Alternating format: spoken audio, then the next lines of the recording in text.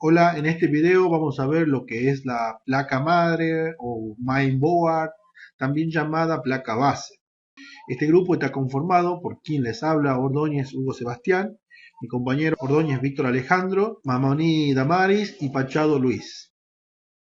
La placa madre es la parte fundamental a la hora de montar una computadora. Es la placa más grande que encontramos al desarmar una carcasa o un gabinete. Esta placa madre o placa base interconecta la CPU, que es como el cerebro de la computadora, la memoria RAM, las ranuras de expansión, los dispositivos de almacenamiento y los periféricos de entrada-salida que se conectan con el mundo exterior. En esta parte encontramos el zócalo. Allí es donde se conecta el CPU o microprocesador.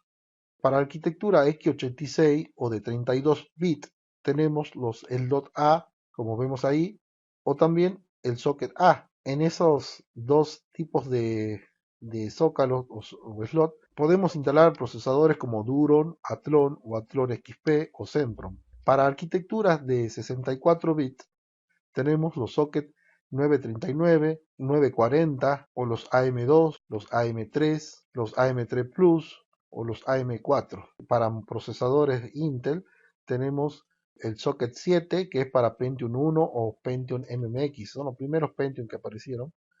Luego tenemos el slot 1 que es parecido al slot A de AMD, parecido físicamente en la forma, pero eléctricamente son incompatibles. En el slot 1 de Intel podemos instalar un procesador Pentium 2, Pentium 3, un Celeron. También para estos microprocesadores tenemos los sockets 1370 para hacer Pentium 3 y Celeron, ¿no? Para Pentium 4 tenemos el socket 423 y el 478. Luego para los últimos procesadores que salieron, ya sea el Intel Core i3 o el i5 o el i7, tenemos los LGA. Luego tenemos las ranuras para instalar las memorias RAM, o sea, las memorias de acceso aleatorio. Tenemos memorias estáticas y memorias dinámicas. Dentro de las dinámicas tenemos las DDR1, DDR2, 3, 4, hasta 5 tenemos. Cada una de ellas con diferentes conexión. Para conectar dispositivos de almacenamiento tenemos los conectores SATA y los conectores de IDE o floppy. Floppy es para disqueteras, que ya ha quedado en el pasado, igual que el IDE. El SATA viene a reemplazar al conector IDE, que el IDE es un paralelo. En cambio, el SATA es una conexión en serie. En el SATA podemos conectar dispositivos de almacenamiento como el disco duro, la lectora grabadora de discos ópticos o unidades de estados sólidos.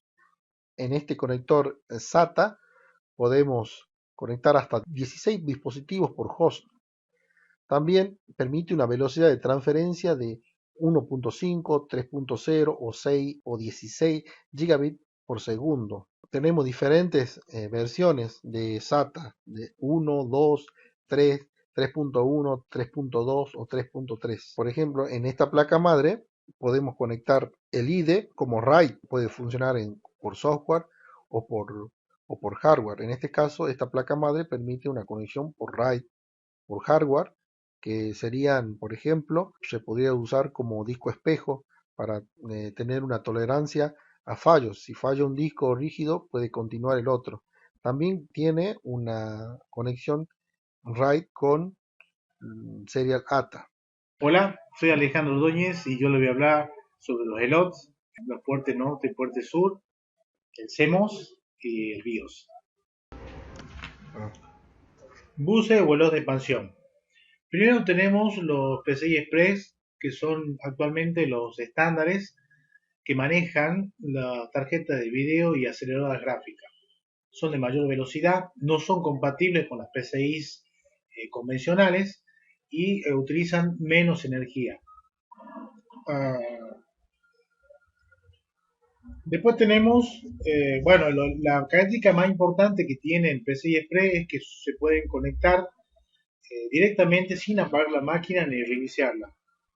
Después tenemos los ELOT AGP que se usaban para las tarjetas de videos y aceleradoras gráficas y que hoy han caído en desuso dado que las PCI Express tienen el mismo costo de producción que las AGP, son mucho más rápidas.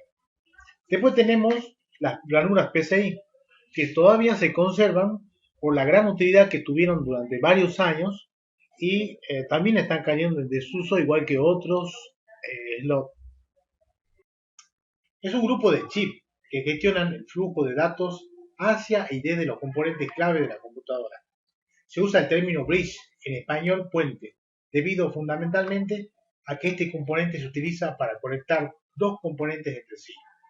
Hasta hace poco, la computadora contaba con dos chipsets, los cuales se encargan de diversas tareas. El primero de ellos es el llamado puente norte, también conocido como controlador de memoria.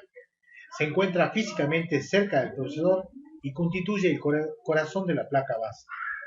Este chip controla las funciones de acceso desde y hacia el microprocesador, AGP, PCI Express y memoria RAM.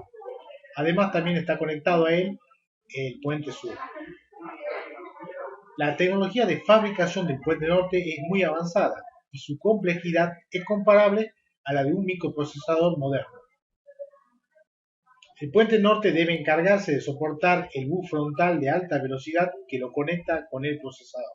Debido a esto, la mayoría de los fabricantes de placas madre colocan un disipador encima del puente norte para mantenerlo refrigerado.